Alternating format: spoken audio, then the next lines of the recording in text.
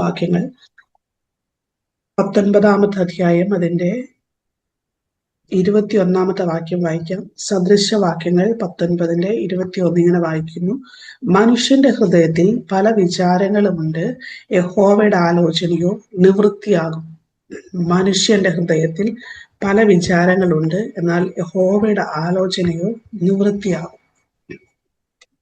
നമുക്കറിയാം, നമ്മൾ ജീവിക്കുന്ന ഈ ഒരു കാലഘട്ടത്തിൽ നമുക്ക് എങ്ങോട്ട് പോകണമെങ്കിലും, പ്രത്യേകിച്ച് നമ്മൾ ട്രാവൽ ചെയ്യുമ്പോഴൊക്കെ ഗൂഗിൾ മാപ്പ് എന്നൊരു സംഭവം നമ്മുടെ എല്ലാവരെയും മൊബൈലിലുണ്ട്. ആ GPS സിസ്റ്റം ഉപയോഗിച്ച് നമുക്ക് വഴി പറഞ്ഞു തന്നുകൊണ്ടിരിക്കും, അല്ലെ? നമ്മളുടെ പോകുന്ന വഴിയെല്ലാം കാണിച്ചിങ്ങനെ സംസാരിച്ചുകൊണ്ടിരിക്കും. 10 റൈറ്റ്, 10 ലെഫ്റ്റ്, അങ്ങനെ കുറച്ചുകൂടി ഇത്ര മീറ്റർ മുന്നോട്ട് പോകുമ്പോൾ 10 റൈറ്റ്, ലെഫ്റ്റ് എന്നൊക്കെ ഇങ്ങനെ വഴി പറഞ്ഞു തരും.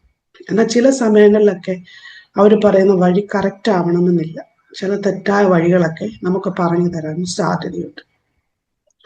അപ്പം അക്യുറേറ്റ് ആയിട്ടൊരു വഴി പറഞ്ഞു തരുവാൻ ഈ ലോകത്തിന്റെ സിസ്റ്റത്തിന് സാധിക്കില്ല, അല്ലെങ്കിൽ ഈ സയൻസിന് സാധിക്കില്ല. അത് പൂർണ്ണമല്ല എന്നുള്ളതാണ് നമുക്കിവിടെ കാണുവാനായിട്ട് സാധിക്കുന്നത്.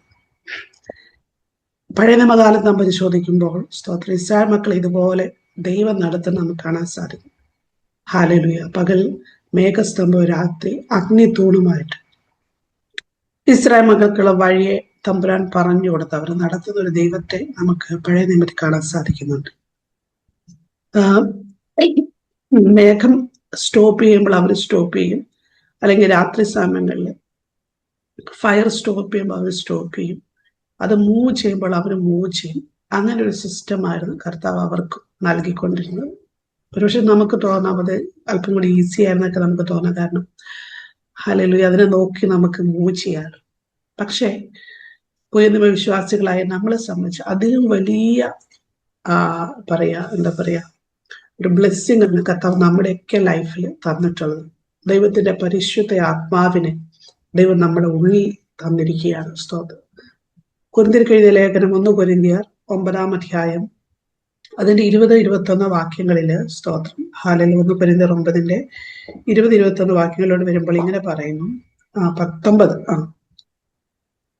1 കൊരിന്ത്യർ ഇങ്ങനെ പറയുന്നു: ദൈവത്തിന്റെ ദാനമായി നിങ്ങൾ ഇരിക്കുന്ന പരിശുദ്ധാത്മാവിന്റെ മന്ദിരമാകുന്നു നിങ്ങളുടെ ശരീരമെന്നും നിങ്ങളെ വിലക്ക് വാങ്ങിയിരിക്കാൻ നിങ്ങൾ താങ്കൾക്കുള്ളവരല്ല എന്നും അറിയുന്നില്ലയോ. ആകയാൽ നിങ്ങളുടെ ശരീരം കൊണ്ട് ദൈവത്തെ മഹത്വപ്പെടുത്തുമെന്നിവിടെ പറയുന്നു. സ്തോത്രം. ഹല്ലേലൂയ. 1 കൊരിന്ത്യർ 6:19-20 വാക്യങ്ങളാണ് വായിച്ചത്. അപ്പോൾ ദൈവത്തിന്റെ പരിശുദ്ധാത്മാവാണ് നമ്മളുടെ ഉള്ളിലിരിക്കുന്നത്. ഒരു പുതിയ നിയമ വിശ്വാസിയെ സംബന്ധിച്ചോളം, അല്ലെങ്കിൽ ഒരു പെന്തക്കോസ്ത് വിശ്വാസിയെ സംബന്ധിച്ചിടത്തോളം അവന് അഭിമാനിക്കാൻ ഏറ്റവും വകയുള്ള കാര്യമെന്ന് പറയുന്നത്, അന്ന് അവരെ നടത്തിയ ഫയർ ആകാശത്തായിരുന്നെങ്കിൽ ഹല്ലേലൂയ ഇന്ന് ആ ഫയർ നമ്മുടെ ഉള്ളിലാണ്. സ്തോത്രം. ആ തീ നമ്മുടെ ഉള്ളിലാണ്. സ്തോത്രം. ഹല്ലേലൂയ. ഈ തീ ഇല്ലാതെ നമുക്ക് ഒന്നും ചെയ്യാൻ സാധിക്കത്തില്ല. ഈ പരിശുദ്ധാത്മാവ്, ഈ ഫയർ ആകുന്ന പരിശുദ്ധാത്മാവ് നമ്മുടെ ലൈഫിൽ ഇല്ല എങ്കിൽ സ്തോത്രം, നമ്മുടെ ലൈഫ് പിന്നെ വേസ്റ്റ് ആണെന്ന് പറഞ്ഞു. Praise the Lord. ഒരു വിശ്വാസി എന്ന് പറയാനേ സാധിക്കത്തുള്ളൂ. പക്ഷെ യഥാർത്ഥ പെന്തക്കോസ്റ്റിന്റെ അനുഭവം നമ്മളിൽ വരണമെങ്കിൽ ഈ ഫയർ ഉണ്ടെങ്കിലേ സാധിക്കത്തുള്ളൂ. ജയകരമായ ഒരു ക്രിസ്ത്യൻ ജീവിതം നമുക്ക് സാധിക്കണമെങ്കിൽ ഈ ഫയർ എപ്പോഴും നമ്മൾ കത്തിക്കൊണ്ടിരിക്കണം. ഹല്ലേലൂയ. ഫയർ കെട്ടുപോകാൻ ഇടയാവരുത്.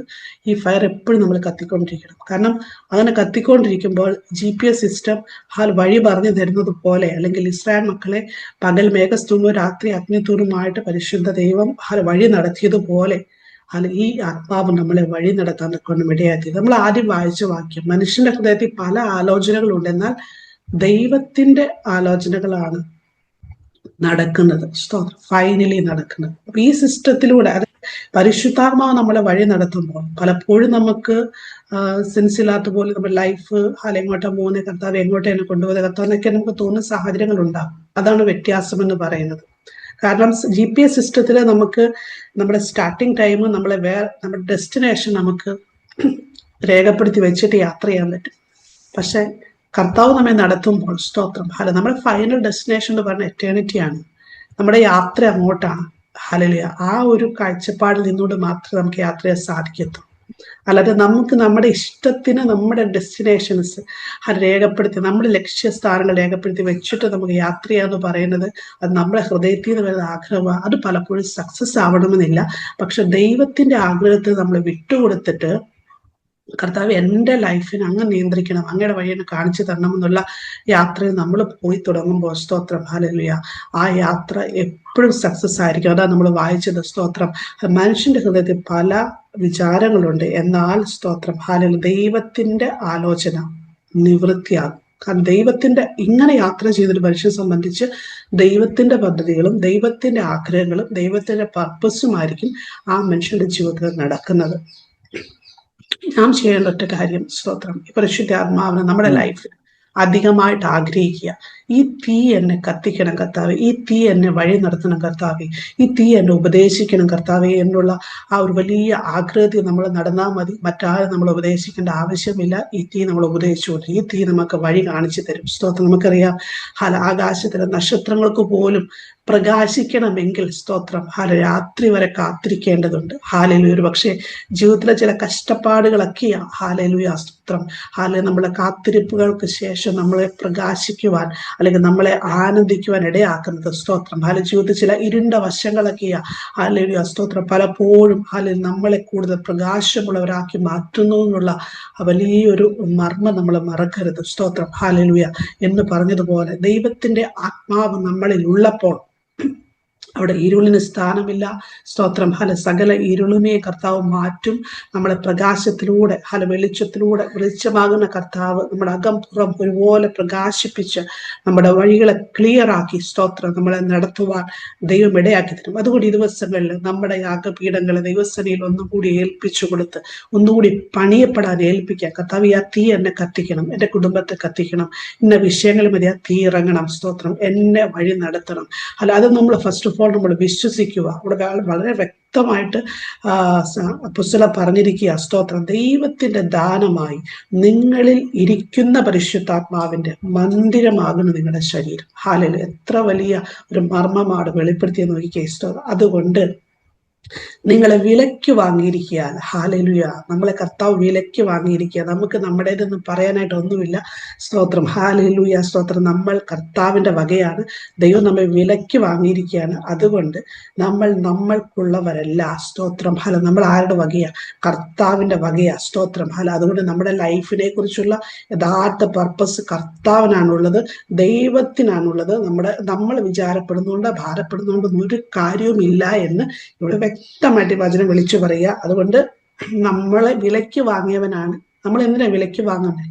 നമ്മളെ ആവശ്യമുള്ളത് കൊണ്ട് അല്ലെ? സ്തോത്രം ഹല്ലേലൂയ.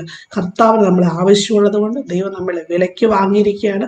അതുകൊണ്ട് നമ്മൾ ചെയ്യേണ്ട ഒറ്റ കാര്യം നമ്മുടെ ശരീരം കൊണ്ട് ദൈവത്തെ മഹത്വപ്പെടുത്തുക. നമ്മുടെ ഈ ബോഡി കൊണ്ട് ദൈവം തന്നിരിക്കുന്ന ആയുസ് ഹാലിൽ വരെയും കർത്താവിനെ മഹത്വപ്പെടുത്തിക്കൊണ്ട് ജീവിക്കുക.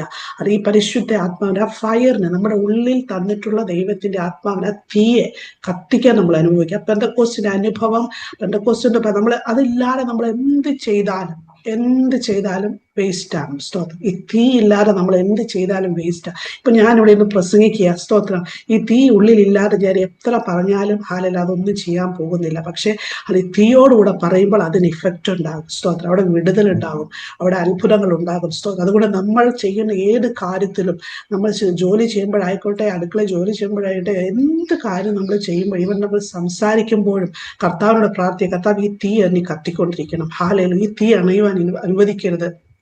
അധികമായി അങ്ങനിൽ പകർന്നിരിക്കുന്ന പരിശുദ്ധ ആത്മാവിനെ അതിനെ ജ്വലിപ്പിക്കുവാൻ ഓരോ ദിവസങ്ങളും അതിന്റെ അളവ് അധികമായി വർദ്ധിച്ചു വരുവാൻ സഹായിക്കും. രക്ഷിക്കപ്പെട്ട ഏതൊരു വ്യക്തിയുടെ ഉള്ളിലും ദൈവം ഈ പരിശുദ്ധ ആത്മാവിനെ പകർന്നിട്ടുണ്ട്.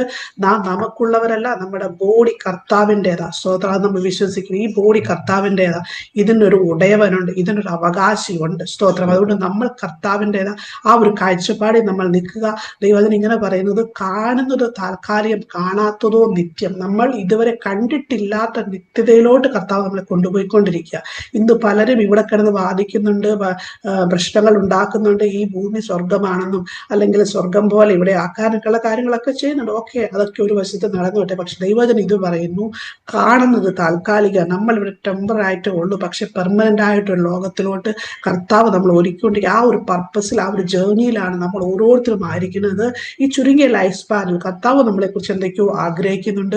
അത് നമ്മുടെ ഈ ചെറിയ ജീവിതം കൊണ്ട് ദൈവത്തിന് നാമത്തിനു വേണ്ടി ചെയ്തെടുക്കുവാൻ നമ്മുടെ ലൈഫിനെ സമർപ്പിക്കുക. ഫസ്റ്റ് ആൻഡ് ഫോർമോസ്റ്റ് കർത്താവിന്റെ ആ ദൈവത്തിന്റെ പദ്ധതി, ആ തീ നമ്മൾ അനുവദിക്കുക. സ്തോത്രം. ഹാലൽ. ആ തീ അണഞ്ഞു പോകരുത്. അത് നമ്മുടെ ഓരോരുത്തരും ഉത്തരവാദിത്വം. ആ തീ കത്താൻ അനുവദിക്കുക. ആ യാഗപീഠം കർത്താവെ ഒന്ന് പൊളിച്ചു പണിയണം. എവിടെയെങ്കിലുമൊക്കെ എൻ്റെ പണികൾ ശരിയാകുന്നില്ലെങ്കിൽ എൻ്റെ യാഗപീഠത്തെ ഒന്ന് പൊളിച്ചു പണിയണം. അപ്പ എപ്പോഴും തീ കത്തിക്കൊണ്ടിരിക്കുക, എന്നെ സഹായിക്കണേ കർത്താവെ. അങ്ങനെ ആകുമ്പോൾ കയറി കയറുന്ന ഭാരങ്ങളും ശാപങ്ങളും രോഗങ്ങളും നമ്മളെ തൊടത്തില്ല. ഹല്ലേലൂയ. സ്തോത്രം, സ്തോത്രം. ഞാനിങ്ങനെ ദിവസം വന്ന് കേട്ടിട്ടുണ്ട്, സ്തോത്രം, പാം ട്രീയെ കുറിച്ച്. പാം ട്രീ വലിയ കാറ്റൊക്കെ വരുമ്പോഴത്തേക്കും അതിങ്ങനെ ശക്തമായിട്ട് ഒരു വശത്തോട്ട് ചെരിഞ്ഞു പോകും. പക്ഷേ അപ്പോൾ തന്നെ അത് സ്ട്രെയിറ്റ് ആയിട്ട് വന്ന് നിൽക്കും.